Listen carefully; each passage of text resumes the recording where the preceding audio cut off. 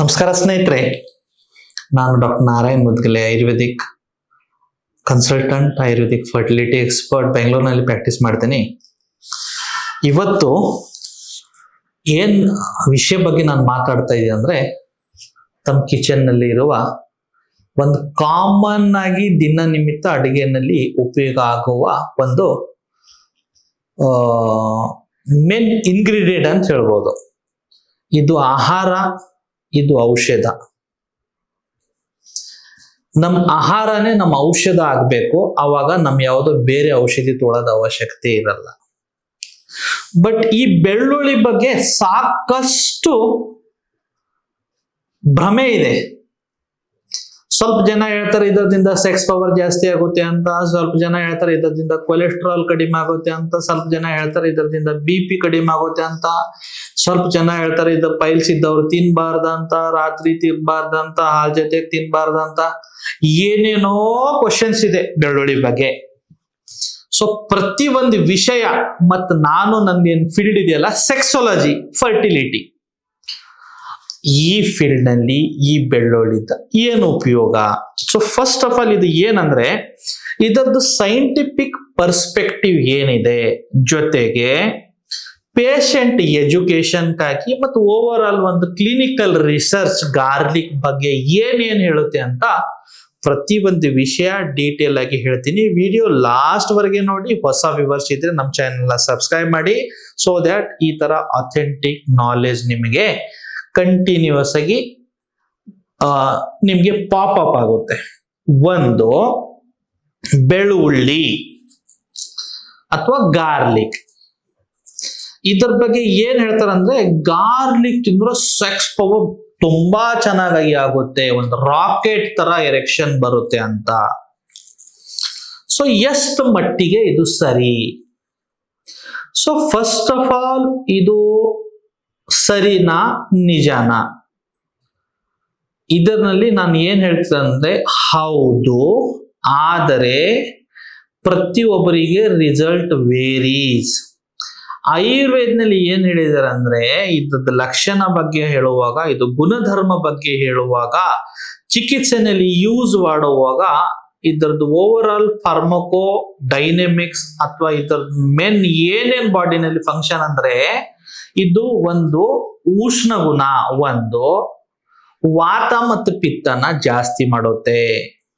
So ವಾತ ಪ್ರಕೃತಿ ವ್ಯಕ್ತಿಗೆ ನಾವು ಕೊಡುವಾಗ ಸ್ವಲ್ಪ ಹುಷಾರಾಗಿ ಕೊಡಬೇಕು, ಪಿತ್ತ ಪ್ರಕೃತಿನಲ್ಲಿ ಕೊಡುವಾಗ ಸ್ವಲ್ಪ ಹುಷಾರಾಗಿ ಕೊಡಬಹುದು, ಕಫ ಪ್ರಕೃತಿನಲ್ಲಿ ನಾವು ಯೂಸ್ ಮಾಡಬಹುದು. ಬಟ್ ಅಗೇನ್ ಯಾವ ಕಂಡೀಷನ್ ಅಲ್ಲಿ ಅಂತ ಡೀಟೇಲ್ ಆಗಿ ಹೇಳ್ಕೊಡ್ತೀನಿ. So why this topic matters, ನಾನು ಯಾಕೆ ಈ ವಿಷಯ ಬಗ್ಗೆ ಮಾತಾಡಬೇಕು? ಅದು ಯಾಕಂದ್ರೆ garlic is widely promoted as ಒಂದು ಸೆಕ್ಸುವಲ್ ಮೆಡಿಸಿನ್. ಬಟ್ ನಾನೇನ್ ಹೇಳಕ್ ಇಷ್ಟಪಡ್ತೀನಿ, it is not an sexual medicine, but definitely it will boost the sexual urge. ಒಂದು. ಎರಡನೇದು, erection function depends on blood flow. Blood flow depend upon our vessels. Vessels structure, vessels overall health depend upon the cholesterol and the hypertension. Directly or indirectly, garlic will take care of your blood pressure and your cholesterol level. So ಮೂರನೇದು ಏನಂದ್ರೆ how an erection happens, ಒಂದು ಉದ್ರೇಕ ಹೇಗ್ ಬರುತ್ತೆ? ಪ್ಯಾಥೋಫಿಸಿಯಾಲಜಿ ಏನಂದ್ರೆ, ನನಗ್ sex ಮಾಡಬೇಕಂತ ಇಚ್ಛೆ ನನ್ನ ಮೆದುಳಿನಲ್ಲಿ ಉತ್ಪತ್ತಿ ಆಗಿದಾಗ ಈ ಸಿಗ್ನಲ್ಸ್ ಬ್ರೇನದಿಂದ, ಅಂದ್ರೆ ನಂದು ಇಡೀ ಬಾಡಿ ಏನಿದೆ ಒಂದು ಸ್ಕೂಟರ್ ಅಂತ ತಿಳ್ಕೊಳ್ಳಿ, ನನ್ನ ಬ್ರೇನ್ ಏನಿದೆಯಲ್ಲ ಆ ಸ್ಕೂಟರ್ಗೆ ಒಂದು ಸ್ಟಾರ್ಟಿಂಗ್ ಬಟನ್.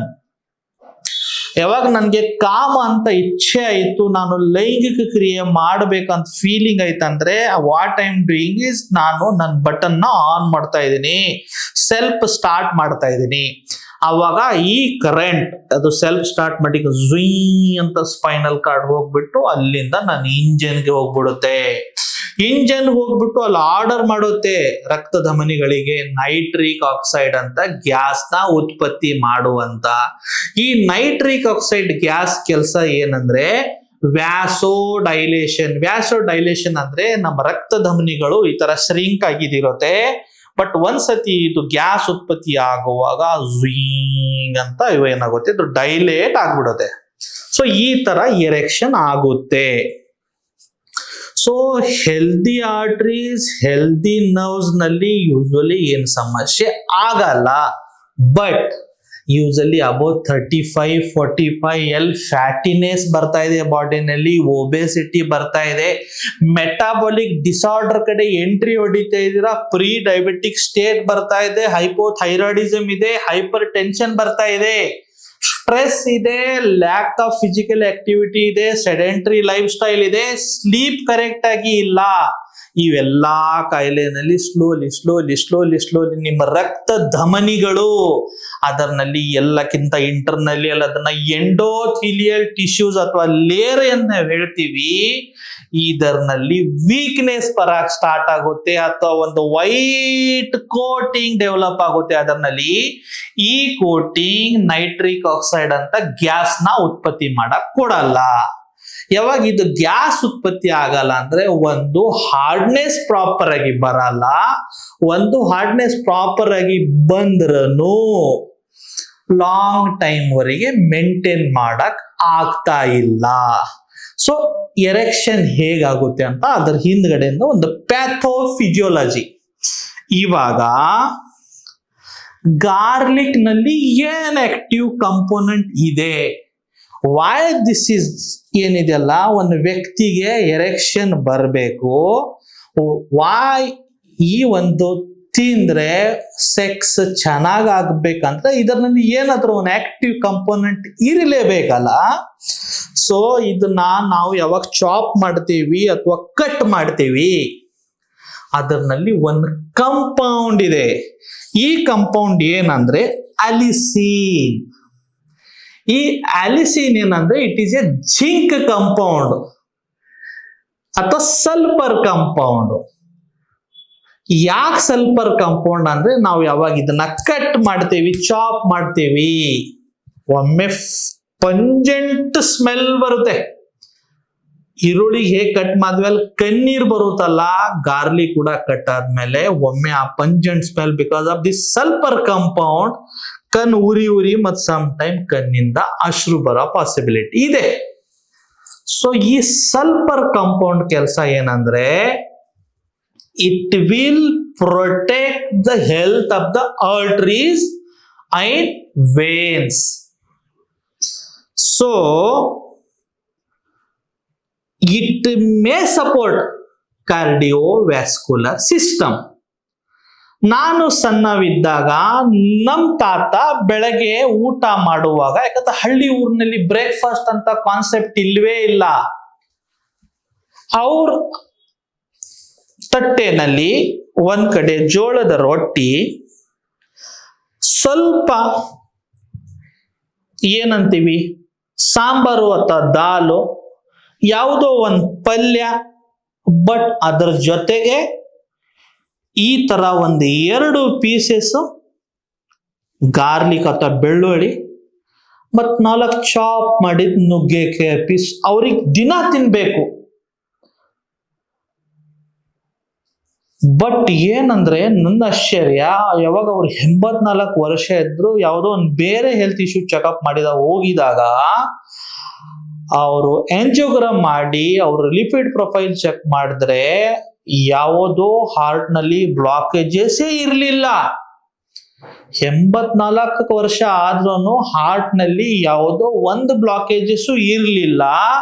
ಇನ್ಫ್ಯಾಕ್ಟ್ ಕಾರ್ಡಿಯೋಲಜಿಸ್ಟ್ ನಮ್ ತಾತನ್ನ ಏನ್ ಹೇಳಿದ್ರ ಅಂದ್ರೆ, ನಿಮ್ ಹಾರ್ಟ್ 25 ವರ್ಷ ಹುಡುಗನ್ ತರ ಇದೆ. ನನಗೆ ಆಶ್ಚರ್ಯ, ಇವತ್ ನಾಳೆ 35-40 ವರ್ಷ ಆದ್ಮೇಲೆ ಫ್ಯಾಟಿ ಲಿವರು ಜೊತೆಗೆ ಕೊಲೆಸ್ಟ್ರಾಲ್ ಜಾಸ್ತಿ ಆಗಿದೆ, ಟ್ರೈಗ್ಲಿಸರೈಡ್ ಜಾಸ್ತಿ ಆಗಿದೆ ಅಂತ ಹೇಳ್ತಾರೆ. ಇಲ್ಲಿ ನೋಡಿದ್ರೆ 84 ವರ್ಷ ಯಪ್ಪಂದು ಸ್ವಲ್ಪನೂ ಬಾಡಿನಲ್ಲಿ ಕೊಲೆಸ್ಟ್ರಾಲ್ ಇಲ್ವಲ್ಲ, ಟ್ರೈಗ್ಲಿಸರೈಡ್, ಹಾರ್ಟ್ ನಲ್ಲಿ ಯಾವುದೋ ಒಂದು ವೆಸಲ್ಸ್ ಬ್ಲಾಕ್ ಇಲ್ಲ ಅಂತ then I realise why, because ಇದನ್ನ ರೆಗ್ಯುಲರ್ ಆಗಿ ಅವ್ರ ಆಹಾರನಲ್ಲಿ ಸೇವನೆ ಮಾಡ್ತಿದ್ರು. ಇದು ಹೇಗ್ ತಗೋಬೇಕು ಅದನ್ನು ತುಂಬಾ ಮುಖ್ಯ. ಯಾಕಂದ್ರೆ ರಾ ತಿಂದ್ರೆ ತುಂಬಾ ಒಳ್ಳೆಯದು, ಬಟ್ ಒಂದೊಂದ್ಸತಿ ಒಬ್ರೊಬ್ರಿಗೆ ಇದರದ್ದು ಟೇಸ್ಟ್ ಅಥವಾ ಇದರದ್ದು ಸ್ಮೆಲ್ ಅಷ್ಟು ಆಗ್ ಬರಲ್ಲ. ಆವಾಗ ನೀವು ಇದನ್ನ ಪೇಸ್ಟ್ ಫಾರ್ಮ್ ನಲ್ಲಿ ಕೂಡ ನಿಮ್ಮ ಅಡಿಗೆ ಒಳಗಡೆ ಯೂಸ್ ಮಾಡಬಹುದು. ರಾ ತಿಂದ್ರೆ ಸ್ಪೆಷಲಿ ಮಾರ್ನಿಂಗ್ ನೀವು ಟಿಫಿನ್ ಮಾಡುವಾಗ 1 ಅಥವಾ 2 ಸಣ್ಣ ಪೀಸ್ ತಿಂದ್ರೂ ಒಳ್ಳೆಯದು. ಬಟ್ ಸ್ಪೆಷಲಿ ಯಾವ ಋತುನಲ್ಲಿ ತಿನ್ಬೇಕು ಅದು ಮುಖ್ಯ. ಸ್ಪೆಷಲಿ ವರ್ಷಾ ಋತು ಅಂದ್ರೆ ಯಾವಾಗ ವಾತ ಪ್ರಕೋಪ ಜಾಸ್ತಿ ಇರುತ್ತೆ, ಮತ್ತೆ ಶರದ ಯಾವಾಗ ಪಿತ್ತ ಪ್ರಕೋಪ ಜಾಸ್ತಿ ಇರುತ್ತೆ, ಈ ಋತುನಲ್ಲಿ ಸ್ವಲ್ಪ ಇದ್ದದ್ದು ಸೇವನೆ ತ್ಯಾಗ ಮಾಡಿದ್ರೆ ಒಳ್ಳೇದು, ಅಥವಾ ವಾರಕ್ಕೆ 1 ಸತಿ ಅಥವಾ 2 ಸತಿ ತಿಂದ್ರೆ ಒಳ್ಳೇದು. ಬಟ್ ಅದರ್ ಋತು ಲೈಕ್ ಫಾರ್ ಎಕ್ಸಾಂಪಲ್ ಚಳಿಗಾಲನಲ್ಲಿ ಅಂದ್ರೆ ಅಕ್ಟೋಬರ್, ನವೆಂಬರ್, ಡಿಸೆಂಬರ್, ಜನವರಿ, ಫೆಬ್ರವರಿವರೆಗೆ ತಗೋಬಹುದು. ಅಗೇನ್ ಬೇಸಿಗೆ ಕಾಲದಲ್ಲಿ ಸ್ವಲ್ಪ ಉಷ್ಣಗುಣ ಇದ್ದಿದ್ ಕಡೆಯಿಂದ ಅವಾಯ್ಡ್ ಮಾಡಿದ್ರೆ ತುಂಬಾ ಒಳ್ಳೇದು. ತುಂಬಾ ಜನ ಏನ್ ಹೇಳ್ತಾರ ಅಂದ್ರೆ ಈ ಬೆಳ್ಳುಳ್ಳಿ ಏನಿದೆ ಅಲ್ಲ, ನೈವೇದ್ಯನಲ್ಲಿ ಉಪಯೋಗ ಮಾಡಬಾರದು. ಈರುಳ್ಳಿ ಅಥವಾ ಬೆಳ್ಳುಳ್ಳಿ ಯೂಸಲಿ ದೇವರದ ನೈವೇದ್ಯನಲ್ಲಿ ಹಾಕಲ್ಲ. ಅಥವಾ ತುಂಬಾ ಜನ ಇದನ್ನ ತಿನ್ನಲ್ಲ. ಸ್ಪೆಷಲಿ ಜೈನ್ ಫ್ಯಾಮಿಲೀಸ್ ನಲ್ಲಿ, ಜೈನ್ ಫುಡ್ ನಲ್ಲಿ ಈರುಳ್ಳಿ ಅಥವಾ ಬೆಳ್ಳುಳ್ಳಿ ಇರಲ್ಲ. ಏನ್ ಕಾನ್ಸೆಪ್ಟ್ ಅಂದ್ರೆ ಇದು ತಿಂದ್ರೆ ರಜೋಗುಣ ಮತ್ತು ತಮೋಗುಣ ಜಾಸ್ತಿ ಆಗುತ್ತೆ. ನಿಮಗೆ ಗೊತ್ತಿದೆ ಸತ್ವಗುಣ, ರಜೋಗುಣ, ತಮೋಗುಣ, ನಾನು ಏನು ಹೇಳೋದು ಅವಶ್ಯಕತೆ ಇಲ್ಲ. ಬಟ್ ಯಾರು ಜಂಜಿ ಇದ್ದೀರಾ ಇವತ್ತು, ಎಷ್ಟು ಹೆಂಗು ಹುಡುಗರಿಗೆ ಪಾಪ ಗೊತ್ತಿರಲ್ಲ ರಜೋಗುಣ ತಮೋಗುಣ ಅಂದ್ರೆ. ಈ ರಜೋಗುಣ ಅಥವಾ ತಮೋಗುಣ ಅಂದ್ರೆ ಕೋಪ ಬರೋದು, ಕಾಮ ಇಚ್ಛೆನ ಜಾಸ್ತಿ ಮಾಡುತ್ತೆ. ಸೊ ಸ್ಪೆಷಲಿ ಯಾರು ವಿದ್ಯಾರ್ಥಿ ಇದ್ದೀರಾ, ಸ್ಟೂಡೆಂಟ್ಸ್ ಇದ್ದೀರಾ, ಮದುವೆ ಆಗಿಲ್ಲ, ಅವ್ರು ಇದನ್ನ ಸ್ವಲ್ಪ ಅವಾಯ್ಡ್ ಮಾಡಬೇಕು. ಅಥವಾ ಯಾರು ಟೋಟಲಿ ಇವಾಗ ಏನಾಗಿದೆ ಬ್ರಹ್ಮಚರ್ಯನಲ್ಲಿ ಇದ್ದಾರೆ ಅವ್ರು ಕೂಡ ಇದನ್ನ ತಗೋಬಹುದು. ಯಾರು ಸ್ವಲ್ಪ ಸ್ಪಿರಿಚುಯಾಲಿಟಿನಲ್ಲಿ ಹೋಗಿದ್ದಾರೆ ಅವ್ರು ಕೂಡ ಇದನ್ನ ತಿನ್ಬಾರ್ದು. ಯಾಕಂದ್ರೆ ಇದರಿಂದ ಕಾಮ ಇಚ್ಛೆ ಉತ್ಪತ್ತಿ ಆಗುತ್ತೆ ಅಂತ ಆಯುರ್ವೇದನಲ್ಲಿ ಹೇಳಿದಿದೆ. ಇನ್ ಜನರಲ್ ಎಲ್ಲರೂ ತಗೋಬಹುದು. ಸ್ವಲ್ಪ ಫ್ಯಾಟಿ ಇದ್ದವರು 2 ಪೀಸ್ ತಿನ್ನಿ. ಸ್ವಲ್ಪ ಕ್ಲೀನ್ ವೇಟ್ ಇದೆ, ನಿಮ್ಗೆ ಸ್ವಲ್ಪ ವಾತ ಜಾಸ್ತಿ ಇದೆ, ಬಾಡಿನಲ್ಲಿ ಪಿತ್ತ ಜಾಸ್ತಿ ಇದೆ, ಅವ್ರು ಸ್ವಲ್ಪ 1 ಪೀಸ್ ತಿನ್ನಿ. So what is the possible benefits of ಇದು ಗಾರ್ಲಿಕ್? ನಾನು ಗಾರ್ಲಿಕ್ ತಿಂದ್ರೆ ಓವರ್ ಆಲ್ ನನ್ನ ಬಾಡಿನಲ್ಲಿ ಏನೇನ್ ಬೆನಿಫಿಟ್ ಆಗ್ಬೋದು, ಸೈನ್ಸ್ ಏನ್ ಹೇಳುತ್ತೆ? ಪಾಸಿಬಲ್ ಬೆನಿಫಿಟ್ ಅಂದ್ರೆ it may improve the function of endothelial tissues.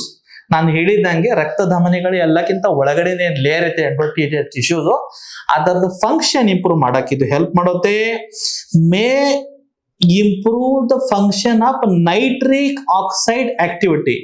Logically same, because endothelial tissue ಚೆನ್ನಾಗಿದ್ರೆ ನೈಟ್ರಿಕ್ ಆಕ್ಸೈಡ್ ಉತ್ಪತ್ತಿ ಆಗೋದು ಅಲ್ಲಿಂದಾನೆ.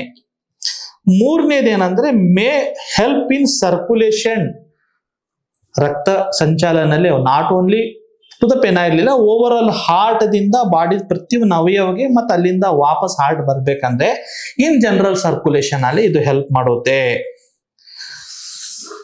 ಎಷ್ಟೋ ಸ್ಟಡೀಸ್ ಬಂದಿದೆ. It is and having direct evidence it will improve the sexual urge. ಅದರಲ್ಲಿ ಎಷ್ಟೋ ಡೇಟಾ ಇದೆ, ನಾನು ಅಷ್ಟು ಡೀಟೇಲ್ ಆಗಿ ಹೇಳಕ್ ನನಗೆ ಇಷ್ಟ ಇಲ್ಲ. What research suggest? ರಿಸರ್ಚ್ ಏನ್ ಹೇಳಿದೆ ಅಪ್ಪ, ಎಷ್ಟೋ ಕಡೆ US ನಲ್ಲಿ, UK ನಲ್ಲಿ, ಆಸ್ಟ್ರೇಲಿಯಾನಲ್ಲಿ ಇದರ ಬಗ್ಗೆ ಸಾಕಷ್ಟು ರಿಸರ್ಚ್ ಆಗಿದೆ. So some study shows modest cardiovascular benefit, ಅಂದ್ರೆ ಓವರ್ ಆಲ್ ಬಾಡಿನಲ್ಲಿ ಬ್ಲಡ್ ಸರ್ಕ್ಯುಲೇಷನ್ ಅಲ್ಲಿ ಇದು ಹೆಲ್ಪ್ ಮಾಡುತ್ತೆ. 1. 2ನೇದು ರೆಡ್ಯೂಸ್ ಬ್ಲಡ್ ಪ್ರೆಷರ್, ಅಂದ್ರೆ ನಿಮ್ ಬಾಡಿನಲ್ಲಿ ಇರುವ ಹೈ ಪ್ರೆಷರ್ ನ, BP ನ ಸ್ವಲ್ಪ ಕಂಟ್ರೋಲ್ ಮಾಡುತ್ತೆ ಅಥವಾ ಕಡಿಮೆ ಮಾಡುತ್ತೆ. What is the important clinical message? So ನಾನು ಇಷ್ಟೆಲ್ಲ ಹೇಳಿದಾಗ what is the last important clinical message ಅಂದ್ರೆ ಇದು ಡೈರೆಕ್ಟ್ ಯಾವುದೋ ಟ್ರೀಟ್ಮೆಂಟ್ಗೆ ರೀಪ್ಲೇಸ್ಮೆಂಟ್ ಇಲ್ಲ. ನಾನು ನಿಮ್ಗೆ ಏನ್ ಹೇಳ್ತಾ ಇದ್ದೀನಿ ಅಂದ್ರೆ ನಾನು ಬರೀ ಗಾರ್ಲಿಕ್ ತೊಗೊಂಡ್ಬಿಟ್ಟೇನೆ ನಾನು ನನ್ನ ಸೆಕ್ಸುವಲ್ ಪ್ರಾಬ್ಲಮ್ ಸಾಲ್ವ್ ಮಾಡ ಇಲ್ಲ. But it will support is A adjuvant therapy. ಅಂದ್ರೆ ನಿಮ್ ರೆಗ್ಯುಲರ್ ಪ್ರಾಬ್ಲಮ್ ಇದ್ರೆ ವೈದ್ಯರು ಏನಾದರೂ ಚಿಕಿತ್ಸೆ ಕೊಟ್ರೆ ಅದರ ಜೊತೆಗೆ ಇದು ಒಂದು ಕೋ ಸಪೋರ್ಟ್ ಬಟ್ ಇದರದಿಂದಾನೇ ನಿಮ್ ಕಾಯಿಲೆ ವಾಸಿಗುತ್ತೆ ಅಂತ ಹೇಳಕ್ಕಾಗಲ್ಲ. ಎರಡನೇದು ಏನಂದ್ರೆ over all in general cholesterol ನ ಕಡಿಮೆ ಮಾಡುತ್ತೆ, ಬ್ಲಡ್ ಪ್ರೆಷರ್ ನ ಕಡಿಮೆ ಮಾಡುತ್ತೆ, ಓವರಾಲ್ ಬ್ಲಡ್ ಸರ್ಕ್ಯುಲೇಷನ್ ಚೆನ್ನಾಗಿ ಮಾಡುತ್ತೆ, ಹಾರ್ಟ್ ನ ಚೆನ್ನಾಗಿ ನೋಡ್ಕೊಳ್ಳುತ್ತೆ. ಸೇಫ್ ಕನ್ಸ್ಯೂಮ್ಷನ್ ಹೇಗೆ, ನಾನು ಇದನ್ನ ಹೇಗೆ ತಗೋಬಹುದು? 1 ಗ್ಲೌಸ್ ನಾನು ಹೇಳಿದಂಗೆ ಚಳಿಗಾಲದಲ್ಲಿ ಸ್ವಲ್ಪ ರೆಗ್ಯುಲರ್ ಆಗಿ ತೊಳಿ. ಇದರ ಜೊತೆಗೆ ನಾನು ನನ್ನ ಓವರ್ ಆಲ್ ಸೆಕ್ಸುವಲ್ ಲೈಫ್ ಚೆನ್ನಾಗಿ ಇಟ್ಕೋಬೇಕಂದ್ರೆ ಏನ್ ಮಾಡಬೇಕು?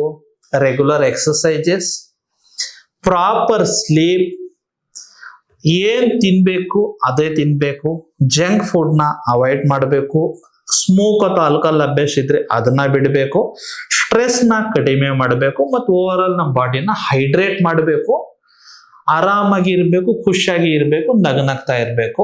ಸೊ ಈ ವಿಡಿಯೋ ಬೆಳ್ಳುಳ್ಳಿ ಬಗ್ಗೆ ಇತ್ತು, ನಿಮ್ ಸ್ನೇಹಿತರ ಜೊತೆ ಶೇರ್ ಮಾಡಿ. ಮತ್ತೆ ಎಲ್ಲರೂ ಬೆಳ್ಳುಳ್ಳಿ ತಿನ್ನಿ, ಬಟ್ ತುಂಬಾ ಓವರ್ ತಿನ್ನಕ್ ಹೋಗ್ಬೇಡಿ. ಸ್ಪೆಷಲಿ ಯಾರಿಗೆ ಪೈಲ್ಸ್ ಇದೆ, ಯಾರಿಗೆ ಹೊಟ್ಟೆನಲ್ಲಿ ಪೆಪ್ಟಿಕ್ ಅಲ್ಸರ್ಸ್ ಇದೆ, ಅಥವಾ ಯಾರಿಗೆ ಪಿತ್ತ ಜಾಸ್ತಿ ಆಗುತ್ತೆ, ಅಥವಾ ಯಾರಿಗೆ ವಾತ ಸಮಸ್ಯೆಗಳು ಜಾಸ್ತಿ ಇದೆ, ಅವ್ರು ಸ್ವಲ್ಪ under the observation of Ayurvedic physician ತಿನ್ಬಹುದು. ನಮಸ್ಕಾರ.